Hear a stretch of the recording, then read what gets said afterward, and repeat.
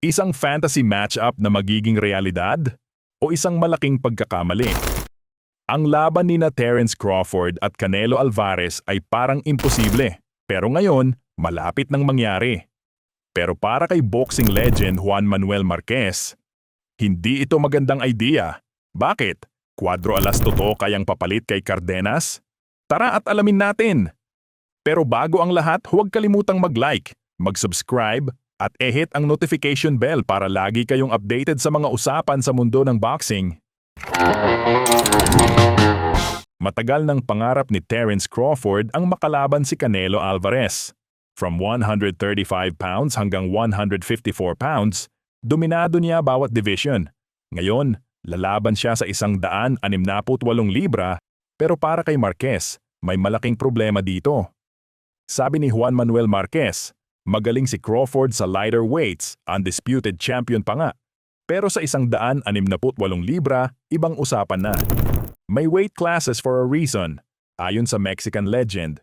Para sa kanya, masyadong malaki at malakas si Canelo para kay Crawford. Isipin nyo, si Canelo, natural na middleweight, super middleweight. Si Crawford, galing sa welterweight. Kahit anong gym work ang gawin niya, malaki pa rin ang disadvantage.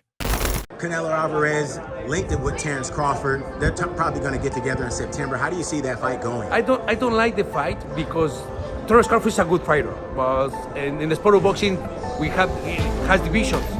You know what I mean? You know? Right. Weight classes. You know what? Right? Yeah, weight classes for a reason. Weight classes for And Terence Crawford is a good fighter in super lightweight, welterweight, super welterweight, and in more. I remember when Terence Crawford fought with Madrimov. Yes. He looks slow. He looks with no power, and three more divisions. Two more divisions. I think it's a top fight for Terence Crawford. But Terence Crawford is a great fighter. He has a great defense. He has a good combination of punches. But I think the weight class is no good for him. Pero bago ang Crawford showdown, kailangan muna talunin ni Canelo si William Skull sa Saudi Arabia ngayong Mayo 3, 2025. Kung manalo siya, undisputed na ang stake sa Crawford fight. Samantala, si Crawford, todo prepare sa 168,000 debut. Pero para kay Marquez, sayang lang ang effort, tama ba siya? O kayang-kaya ni Crawford ang imposible? Sa kabilang banda Cuadro alas John Riel Casimero magiging replacement daw kay Cardenas? Para sa mga hindi nakakaalam, nakaschedule na ang laban ni Cardenas at sa nag-iisang monster ng Japan na si Naoya Inoue. Ngayong darating na Mayo 4, 2025 sa T-Mobile Arena, Las Vegas.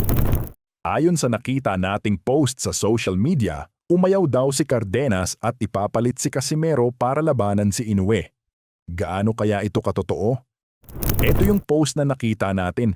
Kayo na bahalang humusga, mga kaboxing fans. Humingi pala ako ng paumanhin dahil hindi ko ito nalagay sa nakaraan kong content. Huwag kalimutang mag-comment sa ibaba kung ano masasabi nyo dito, mga kaboxing fans. Kayo, sinong naniniwala kay Crawford or sang-ayon kayo kay Marquez? Comment nyo sa baba. At kung gusto nyo ng update sa laban na to, huwag kalimutang mag-subscribe at i-smash ang like button. Salamat, mga kaboxing fans!